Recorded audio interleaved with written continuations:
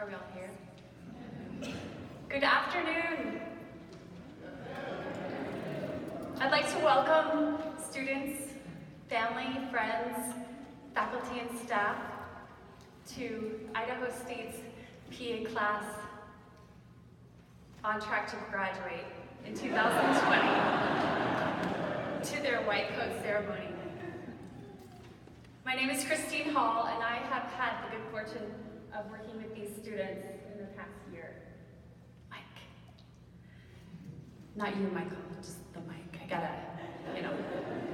So, I am among the faculty at Idaho State, and also I serve as the advisor for the PA Student Society here as well. On that note, I'd like to recognize the elected officers of the PA Student Society briefly, because they brought us together today for this important milestone. So, as I read your name, would you please stand? Carly Alley, Erica Fuller, Josh Gordon, Mallory King, Carson Mandata, Carolyn Noonan, McKenna Turner, Kyle Webster. Thank you all for making time for these positions amidst a busy academic year. Marv Sparrow will share in a few minutes how hard PA school is. So thanks to you all for orchestrating this event for your friends and family today. Thanks also to the faculty and staff who are joining us here today. If any of you are here and not visible to me, would you please rise and make yourself known so that we can recognize you? I saw Scott High, DL technician. Is anybody else here from our staff that I am unaware of and can ask to stand? All right, I'd like to recognize our faculty here today. Would you please stand? They'll be involved later in our celebration. So Talia Sierra and Tara Smith, Jennifer Forbes, Marv Sparrow, David Talford, and Jared Papa. Thank you. All right. Today we gather to give some well-earned praise to this group seated in front of you today. This cohort is transitioning from a year of somewhat sedentary, rapid-fire, in-depth learning about medicine to a year of hands-on, precepted clinical rotations, 8 of them, with real live patients. No. It's gonna be amazing, I promise you. So here we are. You're thinking finally, right? So, it is in the clinical year that we learn how to transition in order to practice the art of medicine and how to take great care of patients from start to finish. So, these PA students will formally don their white coats today as a symbol that they are academically prepared to become clinicians. And we, as their faculty, will assist them in the coding as a symbol that we, as faculty and PAs, are going to accept them into our profession, into our fold, shortly. I know you have a little work to do.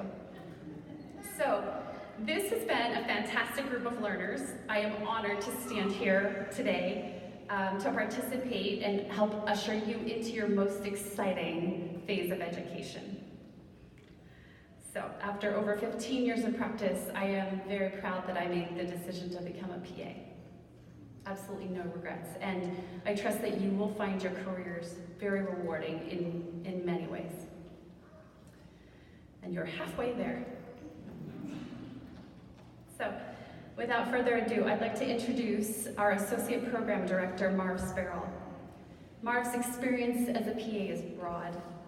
Most of his practice spent at the VA hospital in Boise in surgical subspecialties. For those of you who are not aware, because Marv is quite humble, I'd like to share with you that Marv is a past president of the Idaho Academy of PAs 3 times over. Also, he was the chief PA at the Boise VA Hospital for several years. And additionally, Marv can be credited for drafting and gaining legislative approval for the rules and regulations that PAs in the state of Idaho abide by at this time. He can, I was just going to say that I am personally grateful to him for his ongoing work in these past and ongoing efforts in shaping the legislation under which we abide. So, Marv, would you please grace the stage?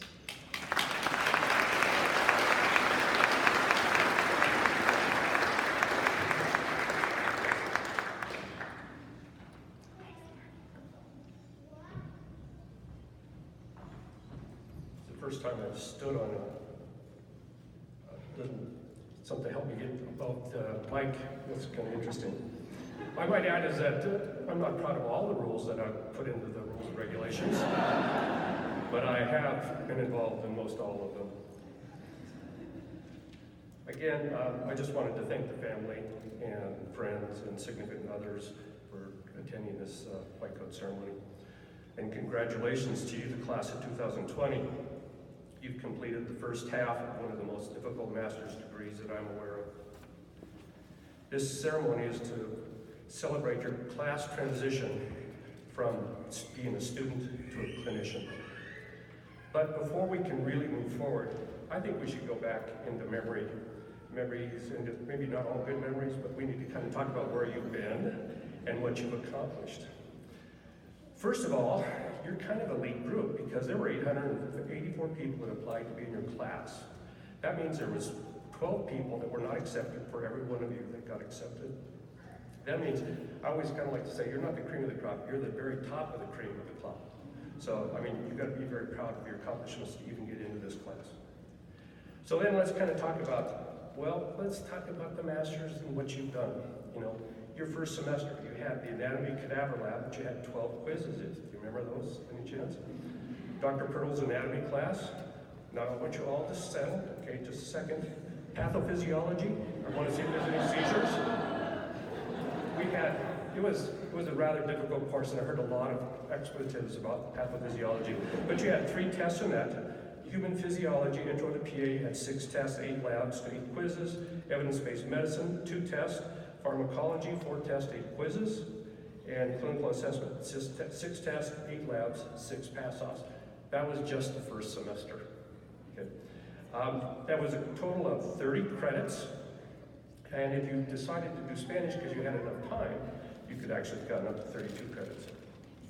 So then we go off into our modules. Our modules where we actually look at specific illnesses. We did allergy, immunology, infectious disease, hematology, oncology, endocrine, and renal. You had all tests in each one of those.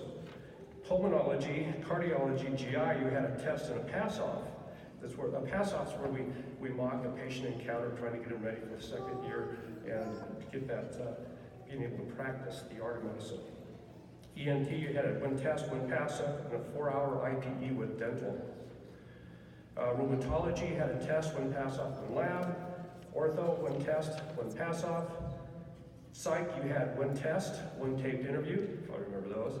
And of course, you know, we put them through a death exercise also. We can't forget that one. And that was an exercise to kind of deal with how to deal with bad outcomes and deaths that they have to come involved with. Ophthalmology, 1 test, 1 lab. Alternative occupational medicine, 1 test. And of course, anybody, if you had some Spanish, you had a little extra time, you could also do that. So you had a total credit of 31 credit hours, with Spanish maybe 32 to 33. So that's just the first 2 semesters.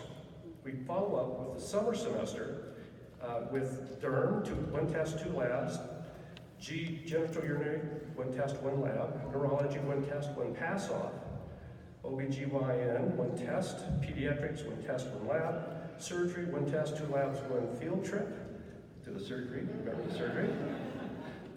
And then we also had geriatrics, 1 test, 1 pass-off, and emergency medicine, which you just finished with 1 test, 8 labs, 1 mock patient trial. So, and then we decided just a couple of days ago, we'll give you your PAC-RAT 1 test. And now, here you are, you've just finished that. Let's look at tests. 49 tests, 28 quizzes, 16 pass-offs, 33 labs. Now family, if you want to know what they're saying, well, I really can't, I gotta study. Now you kind of get an idea of what they were doing. They really were studying. Total credits, 84. If you include Spanish, you could have got 91 credits, all within your first year. Now, that's a pretty good accomplishment. But now let's talk about service. Service is where these folks went out and actually gave to the community. It was beyond what they were doing at the program. They gave 1,639 hours of service to the community. That's something. Congratulations. That's really something.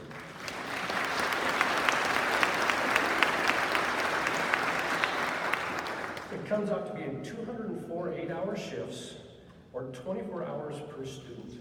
That's really a lot, and that's, I think, even more than what we usually see. Faculty instruction time to you, just you want to know how much you had to look at faculty, was 995 hours. I wasn't there at 995, so but we also had guest lectures about 625 hours. Now, can anybody guess how many PowerPoints you saw? Come on, give me a guess. I have the number here. Just gonna give me a guess. We actually wrote the thing on PowerPoints, how to give them to folks. So, any good guess? The fall alone, you had 247. Spring, you had 287. And summer, you had 187 PowerPoints for a total of 721 PowerPoints. Now that is impressive that you actually saw that many. I'm sure that you remember any of those PowerPoints? Now, here's another one. How many slides do you think you've got on all those? We looked at them for all those tests and those quizzes. I know you looked at them. Now, just before 43,981 slides. Yes, you all survived death by PowerPoint, I admit it, okay? My daughter says, I'm going to quote her, "No way, you can't have 33 credits in a semester, that's crazy." I just want to make sure you all know, according to my daughter, you all are crazy because you did it, okay? Now, let's look at the didactic year you just finished compared to medical school, okay? 12 months continual, 12 months of instruction. Medical school is 4 years, but it's divided by summer breaks, so they have 9 months and 9 months. So they have 18 months, which is equivalent. We try to jam that 18 months into 12 months, and that's why you have a lot of information sent your way. Now you're beginning to understand why you felt a little overwhelmed at times during the last year. Remember where you were in August before you started and where you are now? You guys have improved a lot. You've come a long way, and you survived a very challenging academic curriculum. Now let's look forward to the second year and see what's coming. You get to look forward to. You have 8 clinical rotations: internal medicine, outpatient rotation, OBGYN rotation, pediatrics, emergency medicine, surgery, psych, and an elective that you can decide whatever might be a specialty or something that you want to do specifically for your own project. And then you also will have a master's project. And Dave Talford says, and yes, you will spend some time on this. Don't worry about it. You'll have to put some time. You'll become an expert in that field that you're taking your master's project. And then you have a summative exam and an OSCE. And an OSCE is an observed simulated clinical experience. That is going to be given 4 months before graduation. It's required by our accrediting body. And you will have to pass that in order to be able to graduate. And I don't want to stress you out, but you also have to study pretty good for this one throughout the year. And then you'll end up with a PAC-RAT 2, which will be equivalent to the one that you took last week, and it'll compare how much you improved over the last year. And it's ranking yourself with national scores and PAs across the nation. So, advice from myself and the faculty for you all for the second year. You better than you think you are, but always go into the clinic prepared. Prep is always looking at your schedule, see what's going to be coming, and make sure that you're refreshed and you kind of know what's going to be coming, and you can kind of you can ask appropriate questions and have a good solid base. So be sure to prep and kind of look in surgery. You look and see what the surgery are. You look at the anatomy. If you're doing it in the outpatient clinics, you look at the schedule the next day. And there's always going to be people popping in that you won't know, and you maybe have to hit the books to look at. This one is, for me, is don't be a fly on the wall. I've precepted students for 20 years, and if a student says, well, I don't know, I was gone. If you wanted to come, I ask you. If you hesitate, I don't have time for the hem-haw. And if you want to be the fly, just look around. The people are busy. They're not paid. They're all volunteers. They're willing to teach you, but if you hesitate, they're going to let you decide if you want to come or not. So don't be the fly on the wall. Engage. On time is 30 minutes early. This is from Antara. Okay. 30 minutes early. What does this mean? By helping staff get things ready for the day, you kind of get back to the clinic, which is another one of the things that the faculty said, the advice. But be early. If you're early for the surgery, this is where you're going to be able to do maybe some extra procedures that the nurses would do themselves, but they'll let you start an IV or other things. And by early, you get that advantage. And if you just walk in at the very last minute, you won't get a lot of the experiences that you have if you get there a little early. If you don't initiate feedback within a reasonable time, then don't be surprised when you get your evaluation. So getting feedback could be easily by saying, hey, I think I'm doing really well in X, but I think I need a little help in Y. What do you think? And you can get some input from your preceptors, and you may have to ask them, but get to engage and ask them how you're doing every once in a while, and get that feedback. That way you're not surprised when you get evaluation, you kind of know what they're thinking about you at the very end. Remember, each rotation is a job interview. You are developing connections and feedback about you, which can go not only in your clinic, but in the community that you're in. A good example is if someone who may have a job, it's their last rotation, is not one that they really like, they kind of just give it half speed to their rotation.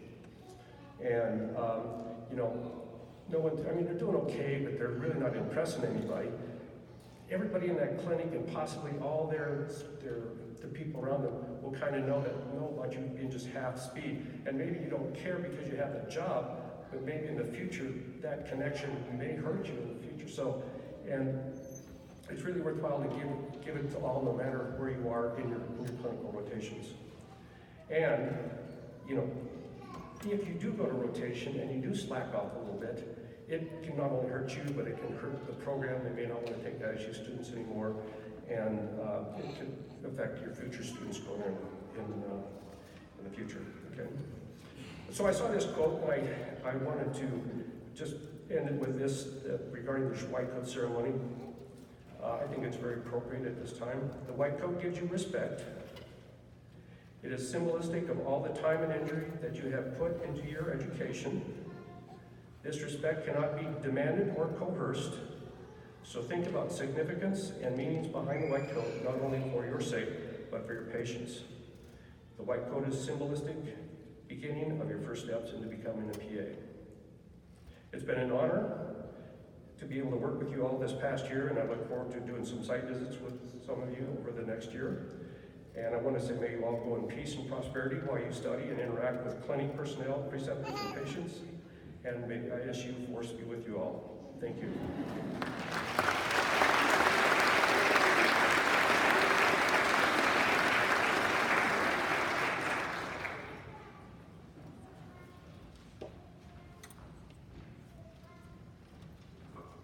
Thank you so much, Marv. Our next speaker is student Erica Fila. Erica can come on up, and while she is doing so, I'll tell you a little bit about her. She hails from the Chicago area, and she capably and enthusiastically represented this student group and as a member of the Assembly of Representatives at the American Academy of PAs in the spring in Denver. Let's see. Erica is going to share a personal reflection on this year.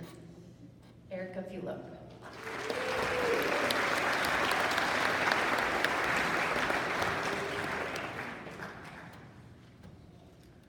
Mic check. All right, check, check. All right.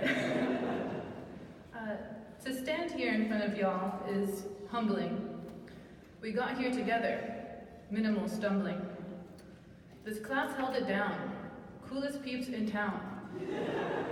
This year's awesome meter, non-stop rumbling.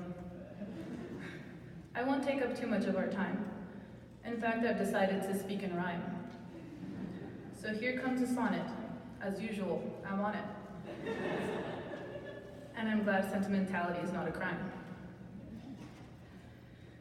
Yes, we arrived, bright-eyed and bushy-tailed, swiftly met with a hefty crop of tests. Study, pass, repeat, with fear of fail, yet now we leave the class on our new quest. Because now it's not just whether we pass, and our stethoscopes are not on our friends, who can correct us with plenty of sass. No, to true patience is where our life ascends. And now we don a coat for this transition. Have no fear, for this path has been traversed. Certainty is a timely acquisition, and not knowing right now shan't get you cursed. We learn after all, to our surprise, and that knowledge in the end is our prize. Thank you.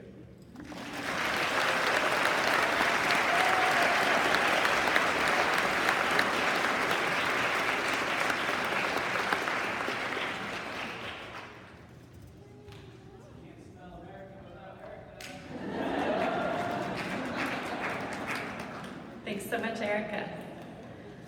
Okay, next student speaker is Hannah Deerdorf. Hannah was born and raised in Colorado. However, she's more recently from Wyoming. She likes the state enough that she plans to return, and she named her dog Kova after the reservoir Alcova. Hannah is going to share a message for family.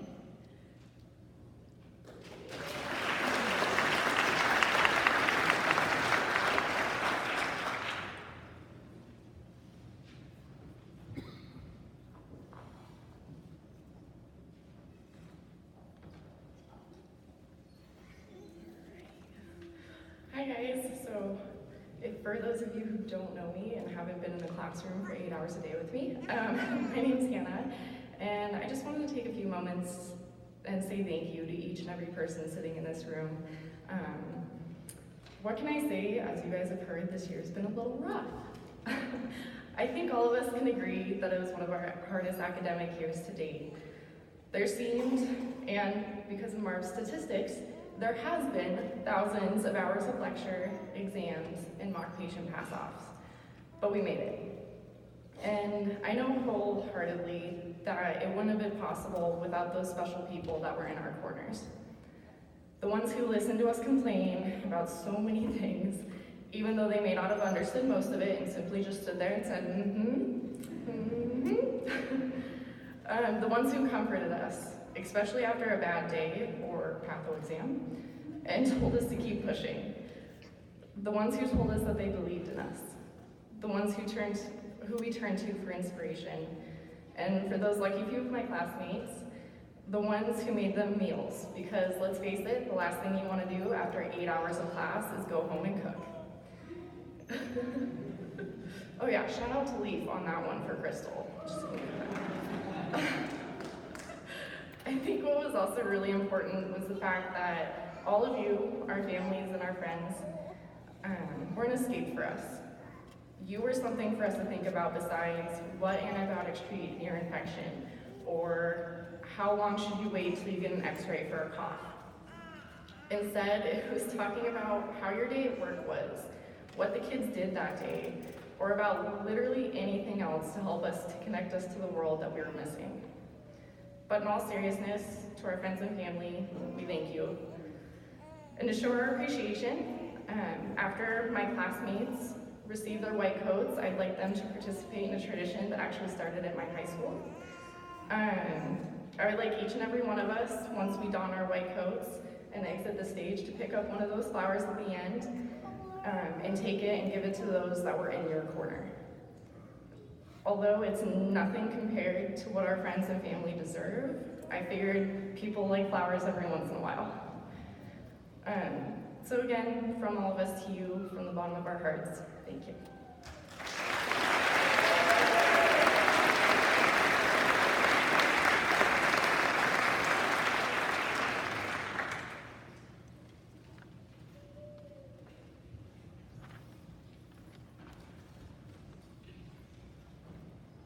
Thank you, Hannah. All right, this is it. We're going to start our white coat ceremony. And so we will have several faculty involved in this. So I'd like to welcome Jennifer Forbes, David Talford, and Antura Smith to the stage. They will be participating in the coding. And we will have Jared Papa, Talia Sierra reading student names.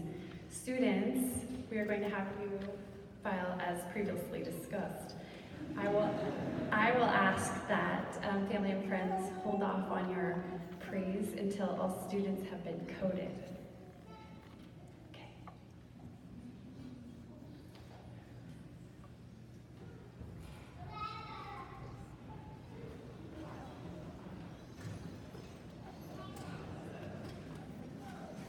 All right, a special moment has arrived.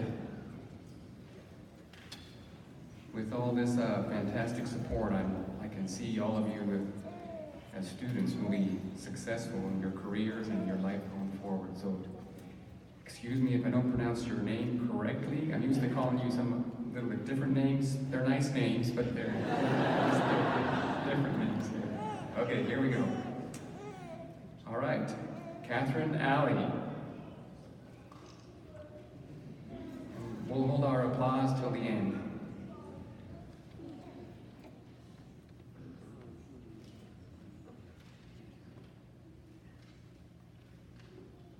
Actually, you know what?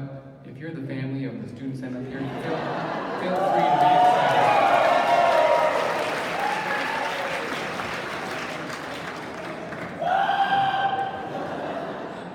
We all need a little bit extra support. Okay. Jeffrey Austin.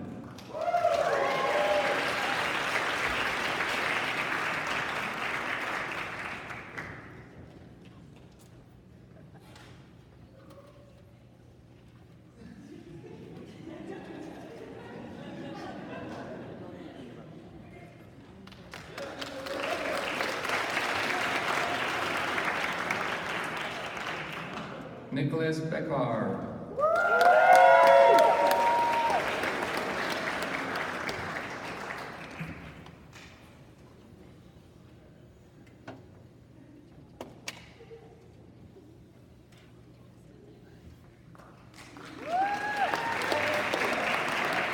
Connor Burke.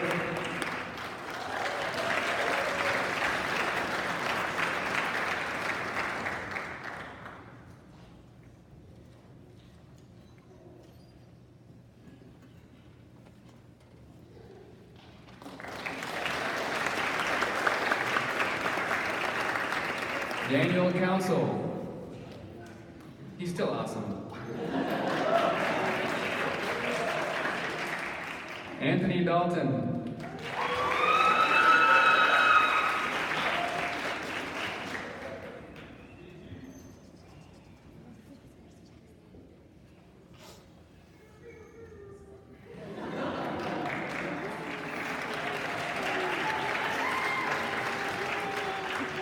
Hannah Deerdorf.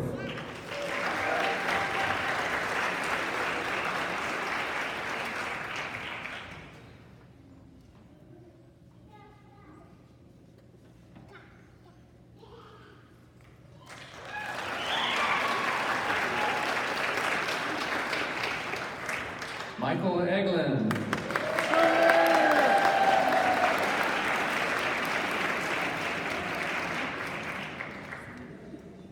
For those of you who are wondering, it wasn't us who broke his arm.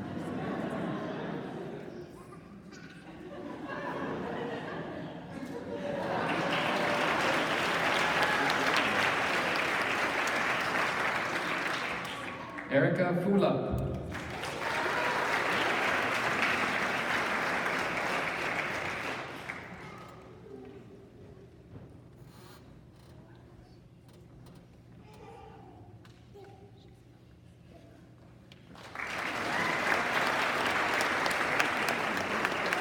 Joshua Boyden.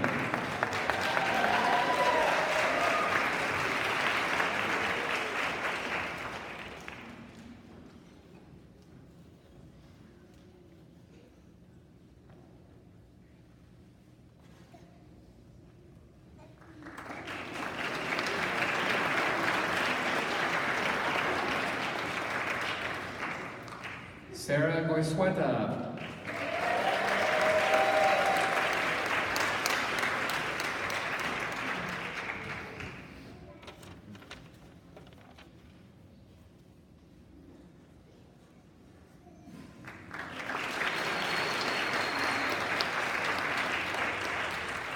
Anna Hancock.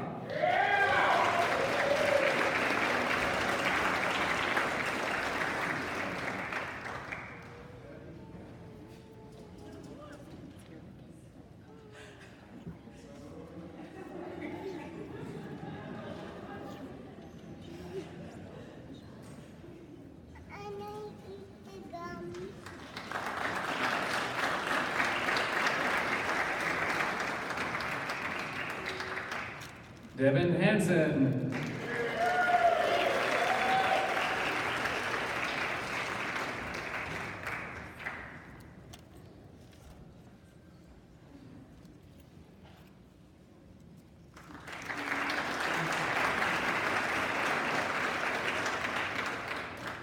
John Hurd.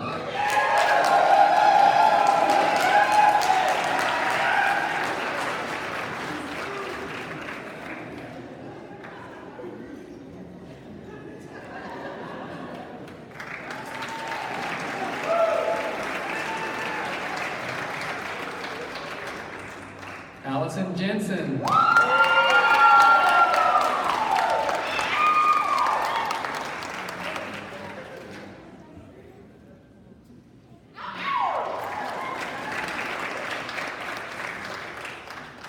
Jordan Johnson.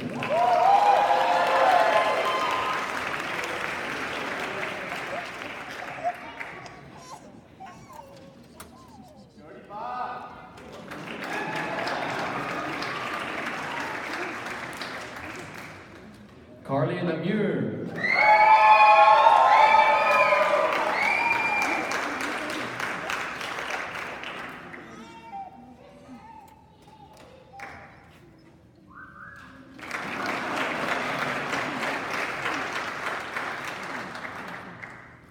Jacob Mickelson. Good job, Dad. Good job, Dad.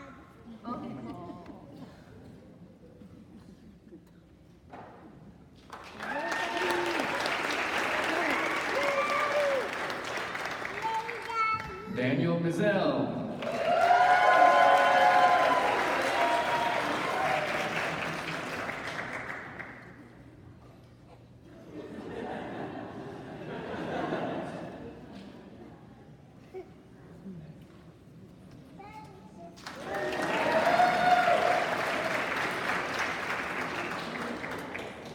We're going to switch out now and let you hear the beautiful voice of Talia. Those are high standards to meet. All right, Carson Mondada.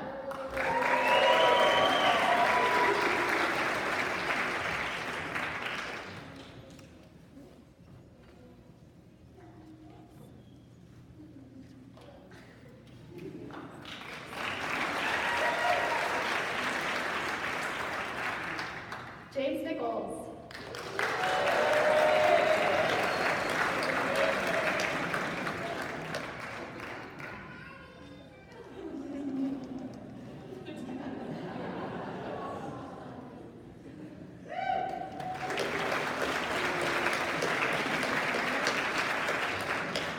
Crystal Odegaard.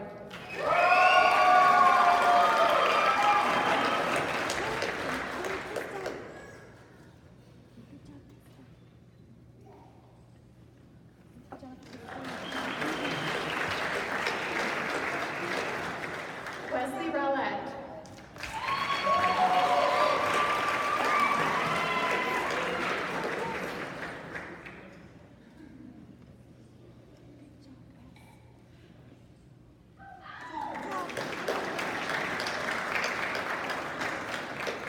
Zachary Strome.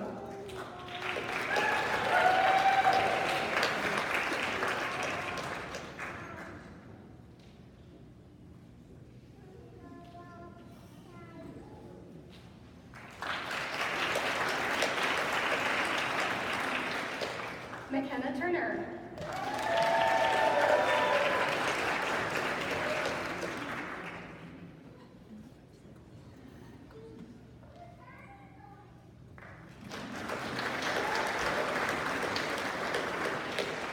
Kyle Webster.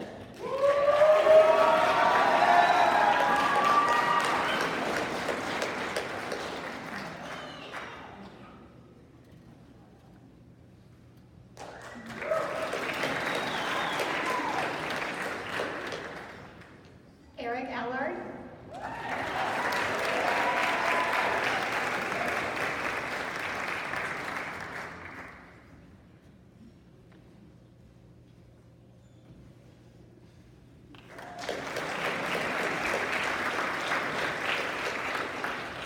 Taya Draganovich.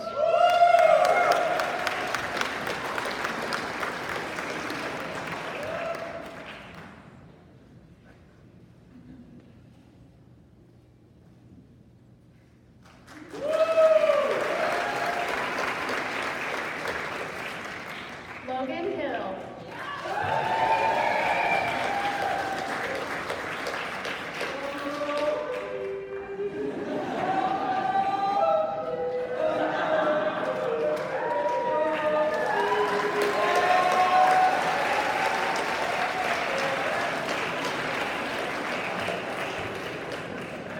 Leanne Ikeda.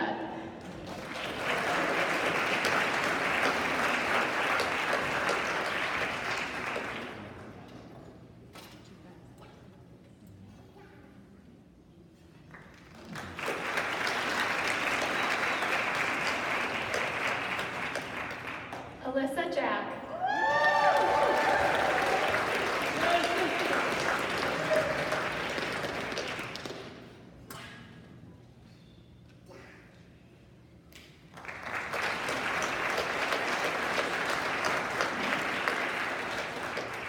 Mallory King.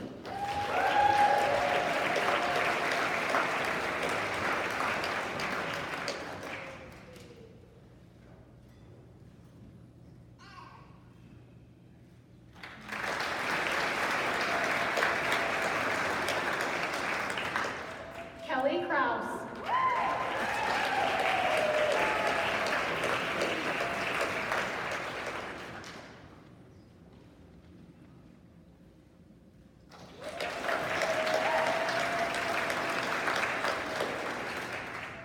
Lydia McLaren.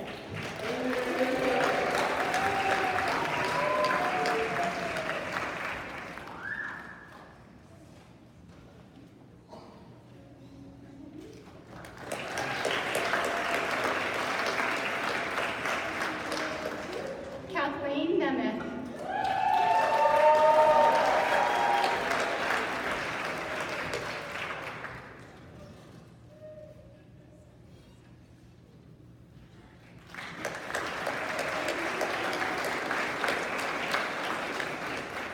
Carolyn Noonan.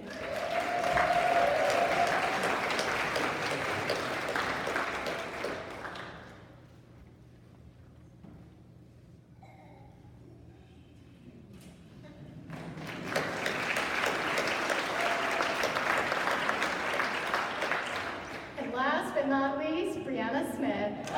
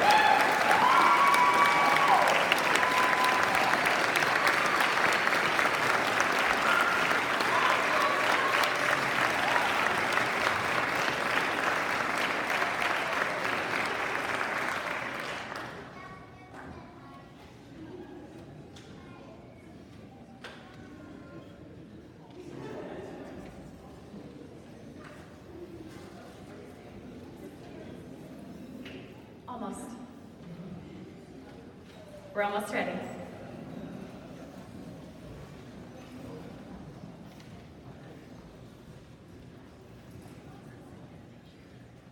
All right.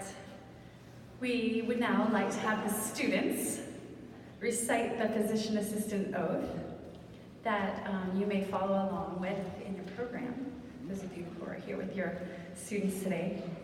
And I think it would be appropriate for you to rise again for the recitation of the oath. Faculty, would you please rise as well?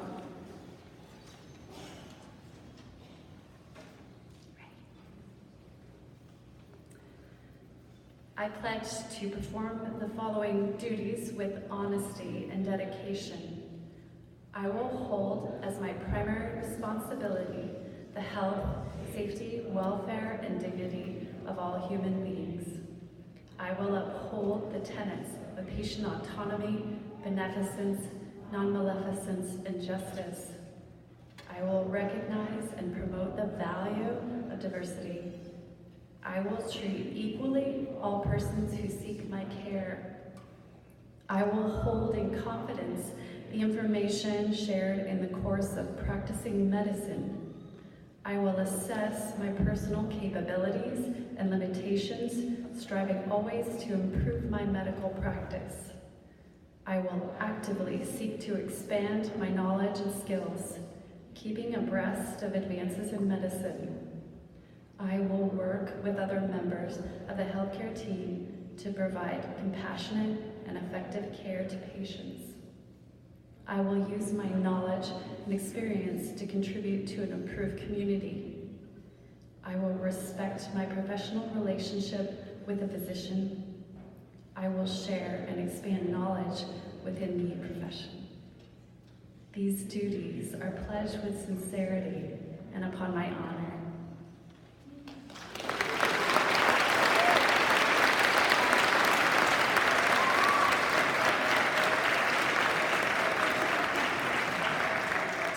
Order. All right. So before we conclude and enjoy refreshments and photos together, I'd like to share a quick story. Time permitting? Is time permitting? Okay, quick story. Is our distance learning team here? Hey Scott, could you load up my PowerPoint?